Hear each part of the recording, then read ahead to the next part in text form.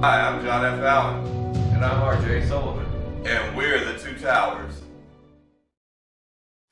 Let's go back to Drinking from a Bitter Cup. Can you tell our listeners a bit about what that book is about specifically? Yes, the book Drinking from a Bitter Cup, it's written from the point of view of a young girl, Sylvia Butler. And the book begins with Sylvia's mother killing herself.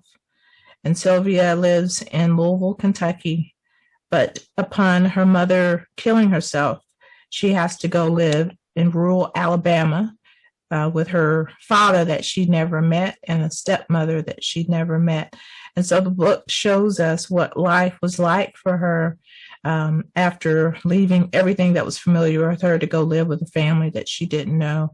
And she suffers with, disappointment and heartache and abuse, but she is a survivor. And she, like what I try to do with any book that I write, they go through things, but at the end of the day, they survive whatever it is they're experiencing. And that's the type of books, the common thread in everything I write. It's about survival. It's not about the trauma. It's about surviving the trauma. So I put my characters through a lot. She experiences the same kind of abuse I experienced when I was her age, Sylvia. And when Stars Rain Down, Opal experiences being abandoned by her birth mother. Well, I was put up for adoption, and my dad that raised me wasn't my biological dad, but he was my dad. So there's a lot of parallels between my story and the story of my characters, but resilience is one thing that I try to have as a common thread for all of them. Yeah, okay. And you kind of went into starting to talk about your latest work, When Stars Rain Down. That came out very recently, correct? Yes, it came out April of this year, and it has done extremely well. And that's thanks to so many people, grassroots effort. I'm with a big publishing house, but they can only do so much. If the people on the streets aren't talking about your work, if they aren't sharing it on their social media, then it just doesn't, it's going to fall flat. And so I've really had a lot of people get behind this book in a big kind of way. And I think it's because it's the kind of characters that people can root for. Opal Pruitt is an 18-year-old Black girl growing up in see that rural thing coming in again, in rural Georgia. And it's during the summer of one of the worst droughts to hit the United States.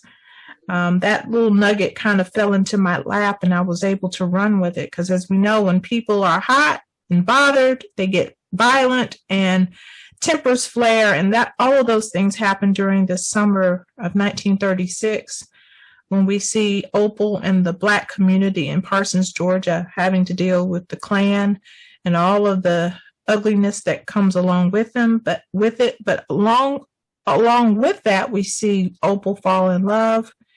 We see Opal's family and how they come together during tragedy. And we see how a community at the end of the day chooses what's right, whether they are Black or white. Okay. And you also done some plays. Yes, I have done some plays. I think John mentioned few of them. My first play that I actually produced was Anna's Wings, about a woman with Alzheimer's. I've done a number of other plays, a few that I was commissioned to do. Flossie Bailey Takes a Stand was with the bicentennial celebration. And then I was also commissioned the anniversary of when Bobby Kennedy was in Indianapolis, the night that Dr. King was assassinated. I did a play about that night. And then I understand the title. Yeah. And I've also, directed some plays for other playwrights. So that just sort of fell into my lap too. Again, it was kind of my own internal frustration with going to plays, being a theater lover, and I'm seeing Black actresses and actors playing the same doggone roles over and over again in one capacity or another. And me just deciding, okay, I've seen enough of the same thing. And it wasn't even about us playing maids or chauffeurs or any of those things. It's that the characters just didn't have depth. I mean, I love a good old August Wilson play every day, but I'm like, don't we have any other playwrights that we can promote, especially locally?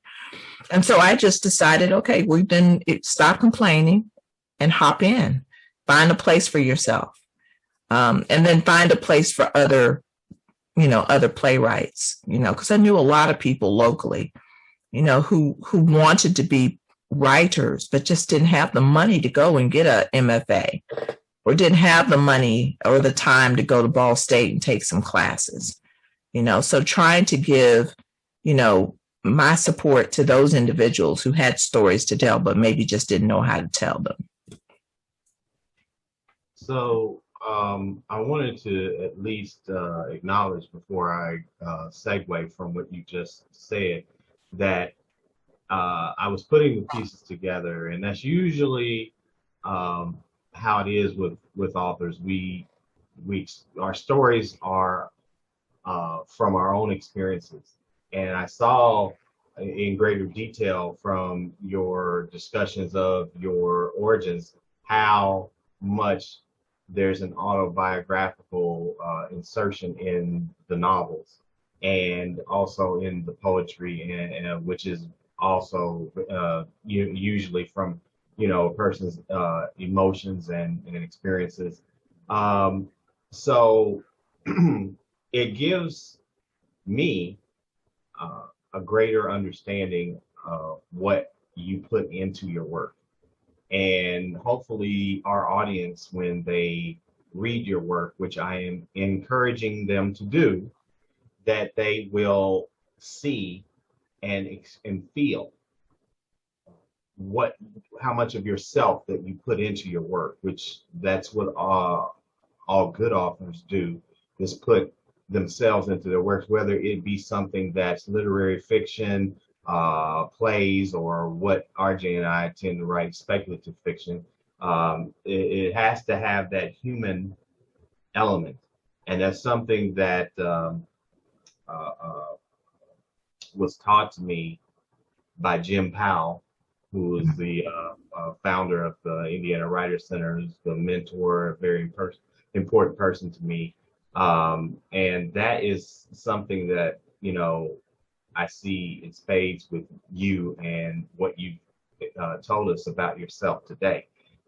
So I just wanted to say that portion of it, but to segue into from what you were talking about the playwright, and that's how you and I met the first time, was the play, one of the plays you have with Indie Fringe, and I know that's been gaining popularity with regards to the local scene here.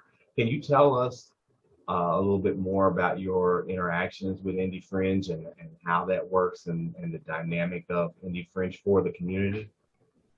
Yes. The work that the Indie Fringe Theater has done over time, I mean, I can speak to when I was, heavily a part of it. I've not done anything with them recently, but their whole goal was about giving opportunities to local playwrights of different abilities and really pairing people with advanced abilities with individuals who were just getting started. So it was truly a mentoring type of relationship, so it was really that motto of when you've reached a level, you reach over and pull someone with you. And I liked that notion because it gave me a chance to use the degrees that I had hanging on the wall, as more than just ornaments, but really using them to uplift someone else. So now I'm seeing playwrights that I've worked with who are out there making names for themselves. And that's what it's all about. Indie Fringe was always about the camaraderie among playwrights. It was never a competition in terms of, is my show selling more than yours? Or, you know, are people receptive to what I put on the stage more than yours? It was always about how can we support each other in our own community, and learning that we didn't have to bring in New York plays off Broadway. We could take homegrown talent and put our stories on the stage and produce shows that were equally as engaging and inviting to audiences. You know, so it's just that sense of community. And I've lived in a number of communities, but I never saw it quite like I did like I do in Indianapolis, because the arts community is so supportive of each other. And say, for example, a few years ago when I did a play where my characters had they needed custom outfits from the 1930s and 40s. And I was able to go to the IRT and say, I'm doing this play. I have no money, and I would love to be able to get a few pieces from you. They outfitted my entire cast. They did not ask for a penny. My shows were not in any competition with them, because the types of audiences that went to their shows weren't necessarily going to mine. But even if they were just excited to be able to help someone who was trying to make their way in this industry. And I'm sorry, I just don't imagine that happens in the Chicagos and the New Yorks and even the Cincinnatis, where the theater community is a little bit more entrenched in the community. Here, it truly is about community. You know, as someone who's basically a lifelong Hoosier, I've always thought our arts community is our best kept secret, because outside of here, I think people believe we're a racetrack with cornfields. You know, it's pretty much it's kind of our national reputation. But I'm glad to hear that you came in and it's made such an impression on you, because it's not something everybody really knows about. It doesn't really get the attention I think it deserves sometimes. John, I want to ask you just a moment about going to the play. How did that happen? And then what do you remember the specific thing that kind of turned you into an Angela Jackson Brown fan? Well, and I apologize, I can't remember the name of the play, but I can remember how much the characters, how well written the play was, and how expressive the actors were within it. And it touched me in a way that made me feel, you know, I was clapping and cheesing, and I was like, oh my God, this is one of the greatest things that I've been to. I had a friend at the time who had tickets, and their niece was performing, Dina. It as well. That probably would have been it as well. Yeah. Yeah. Well, yeah. And, you know, so I was kind of like, okay, yeah, I love the arts. I want to see this play. It sounds interesting. You know, I wanted to support my friend's niece who was in it. And I got more than what I bargained for. And, you know, I got a great experience, and I got to meet a truly wonderful person. And, you know, and just to interact with her is just amazing. Just with you, Angela, it's just amazing. You know, I count myself blessed and honored that, you know, that you interact with me. And I mean, it makes me feel good. It makes me feel some levels of confidence in my own work. And the people that we know, it's amazing that you pose this question, RJ, but the people we have in common who are poets and playwrights, Ryan Bennett, Tamara, Taz, as she's known in the poet circles or whatnot, someone I've known since I was 5 years old. You know, just amazing people that we know that we have in common. So that's another thing. It's like, like you said, you're my sister that I didn't know that I had, and it's a wonderful feeling. And one of these days, when you're not too busy, I would like to take you to lunch, and I would just like to talk. Let's do that. Let's don't wait till the day when I'm not busy. Let's just do it. Let's don't wait for that day, because that day's not coming. But we will definitely, let's just do that, because again, it's all about, I have to sometimes just pull myself out of myself, because as you all know, as writers, it's the worst and the best kind of drug, because when you get caught in that world and you are in that writing, groove, oh my gosh, I'm looking up. I'm like, well, how did it become 3 a.m.? Right. Right. I've only been writing for 13 hours. Like, I don't even know how that happened, and it's very easy to just say, I like that space. I'm just going to stay there. And I'm not going to worry about interacting with other people. So I had to intentionally just say, no, I'm going to take Tuesday off, and I'm going to be a human being with other people, because, you get caught up in this life, and it's easy to just stay there. Absolutely. How does the Ball State teaching, tell me the rewards of teaching and working with students, and what you get from that, how that balances out? The rewards are the students, period. They're it. That's what the reward. The other stuff, you just have to do what you have to do, Sure. But when you can, this is a short story, but I'll tell you. My son was working at a hotel in Indianapolis as customer service, so he was in the front. And this fella was flying through and was staying there overnight. And so my son's chatty, so he was asking him where he was from, and he said, I'm from Auburn, Alabama. And that's where I went to school back in the 90s, where I first started teaching. And so he says, my family used to live there when my mother was in graduate school. He says, well, what's your mother's name? He tells him, he says, I had her as a teacher when I was a student there in the 90s. I remember your mother. And when my son said that, I'm like, oh, Lord, where's the story going to go? But he talked about some of the things that he learned in my class, things that I don't ever remember saying, but that this fellow, almost 30 years later, still remembers something that I said in a class that stuck with him. That's why I do this teaching thing. It's never about the gratification for myself. It's that I could say something that could stick with someone, and it could shape their lives the way the things my teachers said to me, shaped my life. I was fortunate enough, or have been fortunate enough, to tell one of my favorite teachers, Mrs. Sullivan, how going to her class. No relation.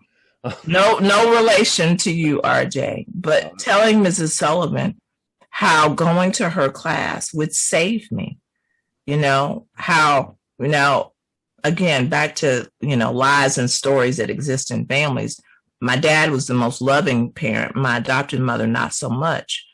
And she would beat me with sticks and straps and anything she could get her hand on. And I would literally go to school, in Alabama heat with a sweater on. Mm-hmm. And Miss Sullivan, would say something or give me a book to read, and it would draw me out of my depression. And she didn't even know that's what she'd been doing. And, she said to me, I'm so sorry that I missed that. I'm like, don't be sorry. You saved me, And that to me is what being a teacher is all about. Not so much saving someone, but giving someone a reason to keep going. Sure. Whether it's a word, whether it's an assignment, just giving them something to be hopeful about.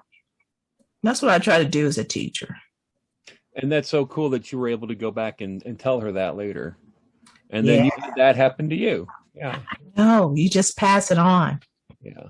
That's why I'm so excited for John, because I know the same thing is going to happen with his students, and you're going to affect them in ways that you may never know about, or you may not find out until years down the line when you need to hear from someone that you did something good. On one of those days when everything's going wrong and this random person just says, you taught me in a class in 2021 and it changed my life. And you're like, wait, what? I don't remember doing that. But it will happen. Well, I'm humbled and honored that even the possibility of that would happen. But I was, and it's just amazing that because I was going to say that to our audience, that Angela also is part of the faculty for Indiana Writers Center. So check out her classes, there. And if you're local to Indy, the Indiana Writers Center is an excellent resource for writers of various levels. So make sure that you check them out, and make sure that you check Angela's classes out. Awesome. And thank you for mentioning that to me. I was not going to say anything about myself. I was actually going to talk about you, since this is your interview. But thank you for that. You might not be able to see it. I'm turning a little red. It's light skinned folk. You can see it. I'm having a great time over here. That's all I'm saying.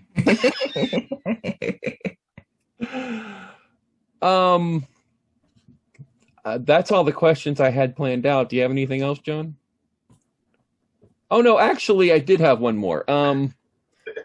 So I am curious about this genuinely. So you've written you've had some plays performed, and you've written a couple novels and poetry.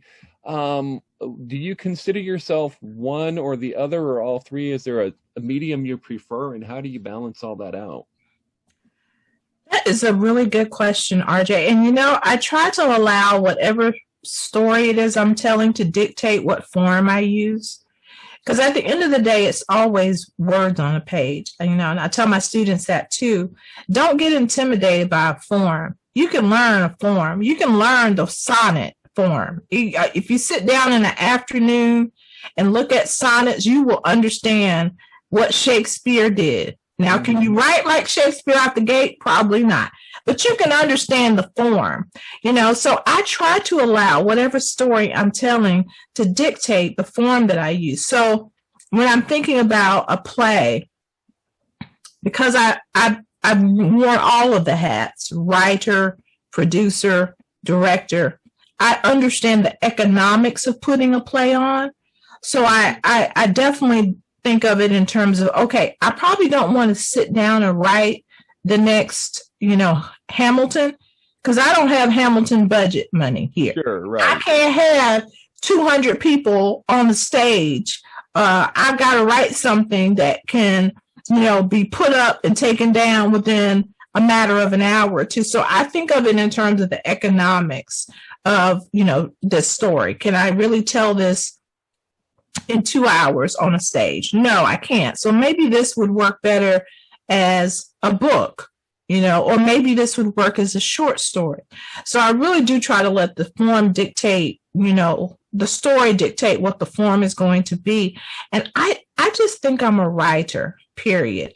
I'm a writer, and I love writing in all different forms. I love reading in all different forms. So I try not to just, I guess it depends on the company I'm with. If I'm with a bunch of fiction writers, it's just easier to say I write novels, or I'm a fiction writer. If I'm with a bunch of poets, it's sometimes easier just to say I'm a poet, so I kind of let people decide what they want me to be. What do you want me to be? I'll be that person. I'll be a poet today if that's what y'all want.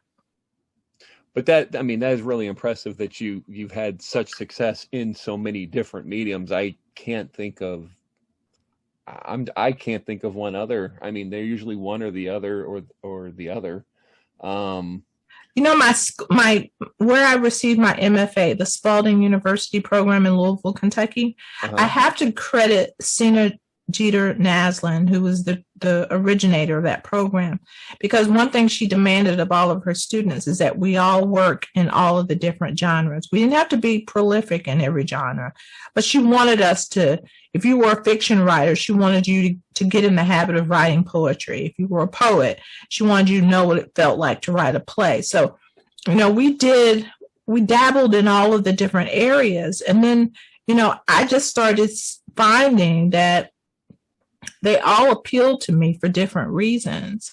So why should I force myself to stick with one or the other when I like them all? If this idea of being good at everything, I don't think we necessarily are good at everything, but I think you can make it so that you're prolific enough in everything if that's what you're interested in doing. I've told people I don't know if I'll ever have another book of poems to come out of me.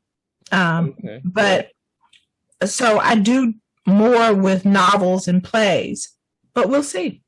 Yeah, makes sense. Did we lose John? I'm not sure. John, are you with us? We'll cut this part out. I am with you, and I am hearing and heard everything that was said. Yes. One of the things that I wanted to mention, I kind of had mentioned that you should check out Angela's class, but I knew there was a writer's retreat that you have coming up on Saturday, July 24th. And you guys, our audience, I want you to go out there.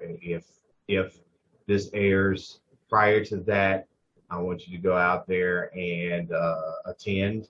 But if not, definitely have Angela Jackson Brown on your radar as far as those classes are concerned. Yep. Well, I sent you the Facebook friend request, so I'll start following as well.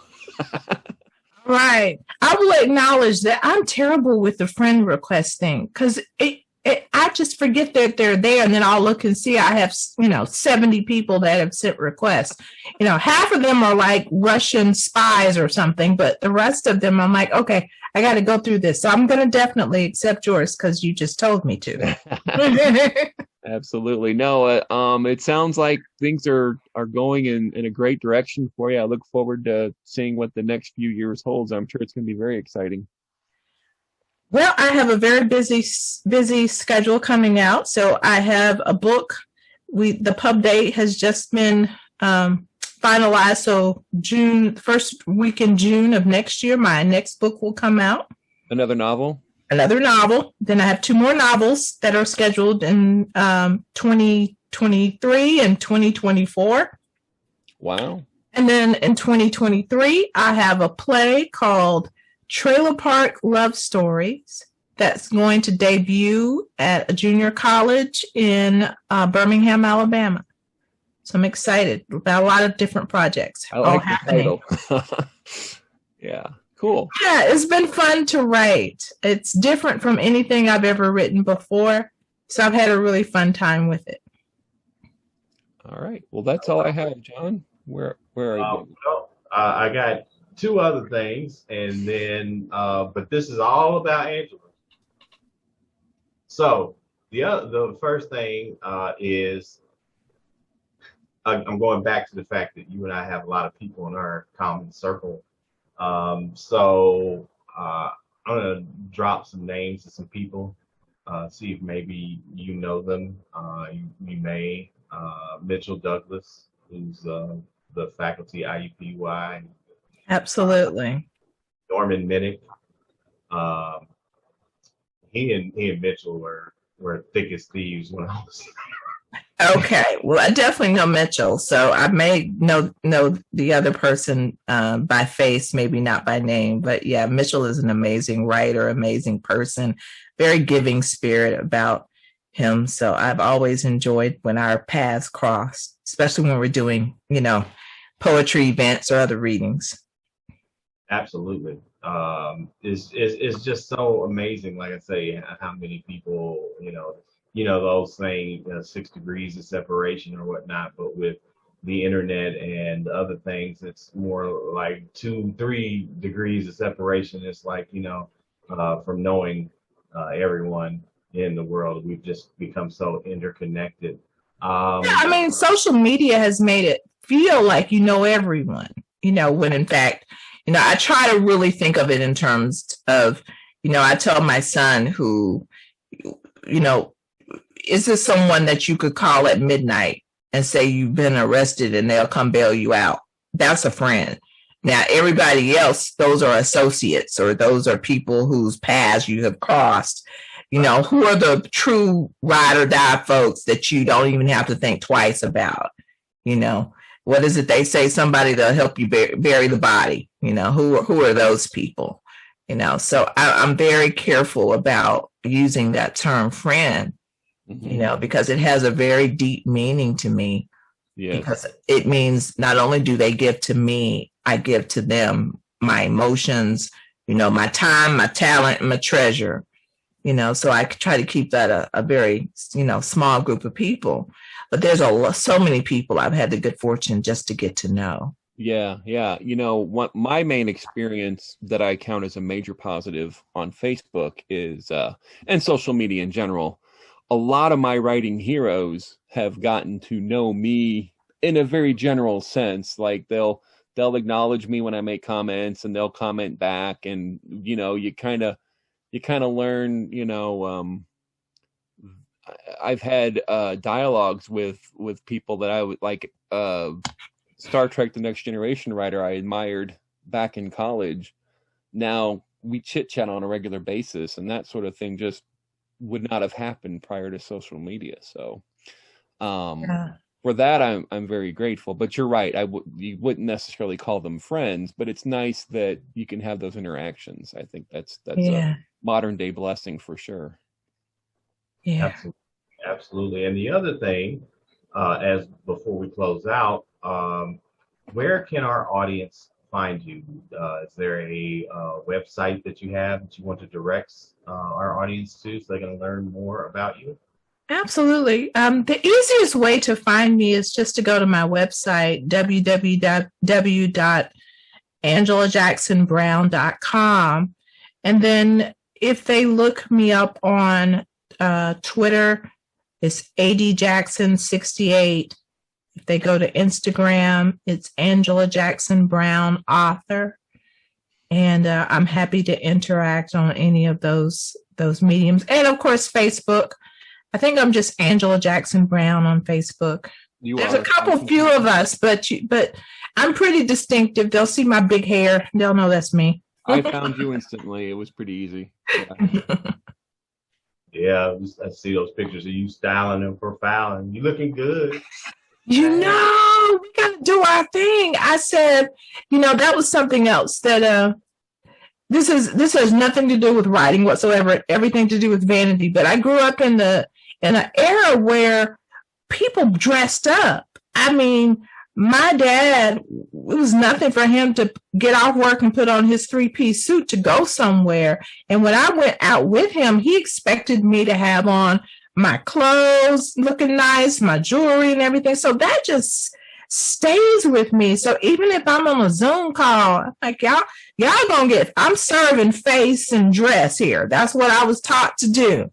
No hair bonnets for this girl, not online.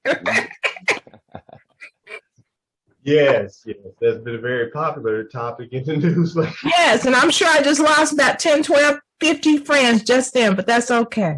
I'm with you. I mean, we great minds think alike. I'm right there with you. Generally speaking, you see me in a polo and, maybe some slacks or some jeans, but our show is so relaxed because we're usually you are a very special guest because usually we're honoring or talking about stuff that has to do with comic books, and so hence the Marvel Comics T-shirt that I'm wearing. Yes. There were no ghosts or spaceships the entire episode. That is right. Let me tell you something so funny. When I first checked out y'all's channel, I was like, do they really know what I write? Like, has John ever picked up one of my books? Because there is not a ghost or a goblin or spaceship or superhero in anything I write. Like, what am I going to talk about? And I was like trying to dig up my little Marvel knowledge, which is like that much. I watch the movies, but I'm not a historian of the Marvel worlds. So I can't speak fluent when it comes to that. I can just nod my head when my husband starts talking the comic book stuff. So yeah. Well, I believe John and I are of the same mind that, we want to call out members of the writing community, definitely local to us, anybody that's inspired us in any way, and the genre thing is kind of secondary to that. So yeah, but you're not, you're the first. You probably won't be the last, though, I imagine. And we're glad to have you here today. And on that note, I want to say thank you for taking the time to spend with us. I've thoroughly enjoyed it, and I know John's going to gush a bit more, and we'll get you back to your day pretty soon. Oh, this has been wonderful. I've enjoyed talking to you both. Thank you so much for what you do for the literary community, because it's very easy with all of the different books out there for many of us to get lost in the cracks. And we have to have the support of amazing people like you who are, sounding the alarm that these books are here and give them a chance. Absolutely. Well, I think that that concludes everything. I will say that in response to you, yes, we, RJ hit the nail on the head. We are we appreciate the arts. Usually we're talking about genre stuff, but don't discount a movie review that has no aliens or ghosts or anything like that. And definitely don't discount having a wonderful person to interview, such as yourself, that does not write about ghosts and aliens and superheroes and monsters and all that kind of stuff. But I did have a hoodoo woman. And I am planning on doing a lot with a future book on the religions of voodoo and hoodoo. So maybe y'all can bring me back and I can talk to you about that world a little bit. Absolutely. Yeah. That's a given. Yeah. You just tweaked all my senses. My spidey sense just went haywire and everything with you saying that, because a lot of those topics are in my novel. So we got to plan our lunch. Yes, most definitely. Well, again, thank you, Angela, for joining us today. It has really been an honor. I'm grinning from ear to ear. I'm excited. I can't wait to air this episode for our audience to get a glimpse into who you are, what you do, and why it's so important that they check you out. Thank you so much. Thank you. And I want to encourage our audience before we go that there is an online community, which is a partial sponsor of the show, called OG Nerds. It's a place for nerds 40 or over, nerds of a certain age, although all 18 and over are welcome. And we talk about all kinds of stuff, from music to movies, to television, to comic books and video games, all the nerdy stuff. We even have some history and some science stuff that we post from every now and again. So it's a little bit of nerdy stuff for everybody. So we encourage you all to check out that community on Facebook. Again, that's OG Nerds. And I want to thank everyone for tuning in today. Our audience is the reason that we do this, and we want to hear from you. So if you guys have any questions that you want to get to Angela, you can get them in our comments and we can get them to her, and maybe she would be gracious enough to interact and answer those questions. And, we want to hear from you in general, what you like about the show, everything in between. So be sure to hit the subscribe button and subscribe to our channel so that you can get all of our episodes as they are aired, and that you can get have the ability to interact with us and our guests. So please do that. You can find more about me as an author, and I've got a lot of stuff going on, and my catchphrase is "the best is yet to come," and it is.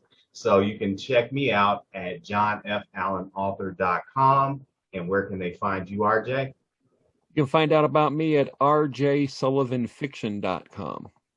And I also have got a lot of new things coming out and old things coming back that have been out of print. So yeah, go check that out when you have a moment. Absolutely, absolutely. Well, again, thank you, Angela, and thank you to our audience for tuning in. And until next time, stay nerdy.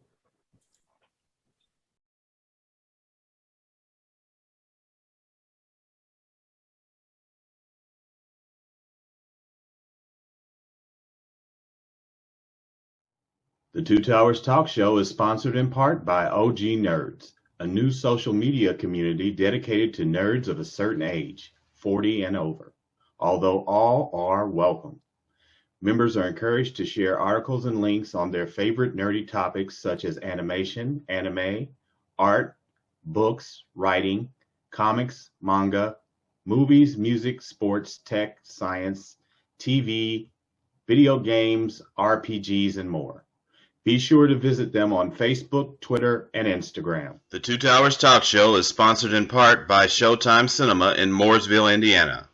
Their friendly staff is always willing to go the extra mile to make your movie-going experience an enjoyable and memorable one. Enjoy the comfort of their new cushioned seating in their spacious auditoriums, and while you're there, be sure to stop by the concession stand and purchase some popcorn where real butter topping is an option. They're located at 300 South Bridge Street in Mooresville, Indiana. We hope to see you at the movies.